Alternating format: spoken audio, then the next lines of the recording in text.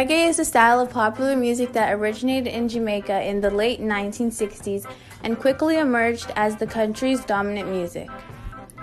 Reggae is based on ska, an earlier form of Jamaican popular music, and employs a heavy 4-beat rhythm driven by drums, bass guitar, electric guitar, and the scraper, a corrugated stick that is rubbed by a plain stick. The drum and the bass became the foundation of a new instrumental music, dub. In the mid-1960s, under the direction of producers such as Duke Reid and Coxsone Dodd, Jamaican musicians dramatically slowed the tempo of ska, whose energetic rhythms reflected the optimism that had heralded Jamaica's independence from Britain in 1962. The musical style that resulted, rocksteady, was short-lived but brought fame to such performers as the Heptones and Alton Ellis.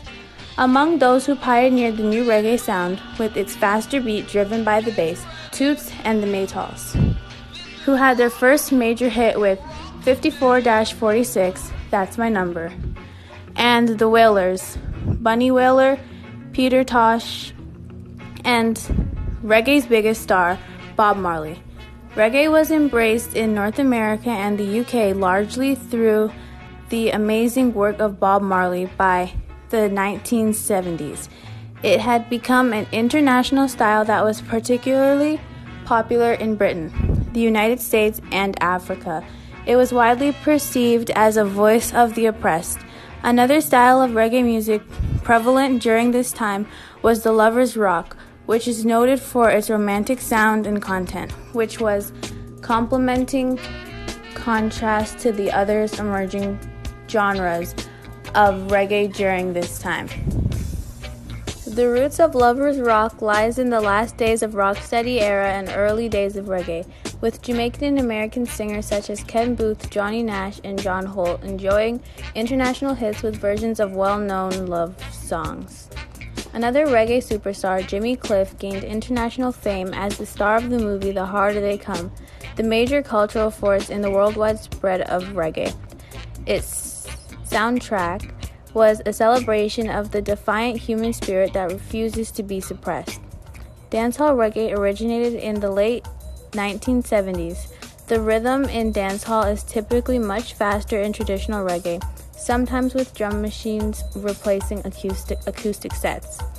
The dancehall DJs of the 1980s and 90s who refined the practice of toasting, which means rapping over instrumental tracks, were heirs to reggae's politicization of music.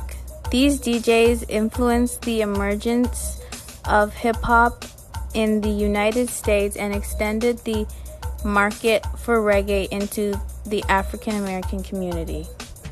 In the early 1990s, songs like Don Penn's No No No, Shabba Ranks' Mr. Loverman, and Shaka Demus and the Pliers' Murder the Row became some of the first dancehall mega hits in the US and abroad. Other varieties of dancehall achieved crossover success outside of Jamaica during the mid to late 1990s.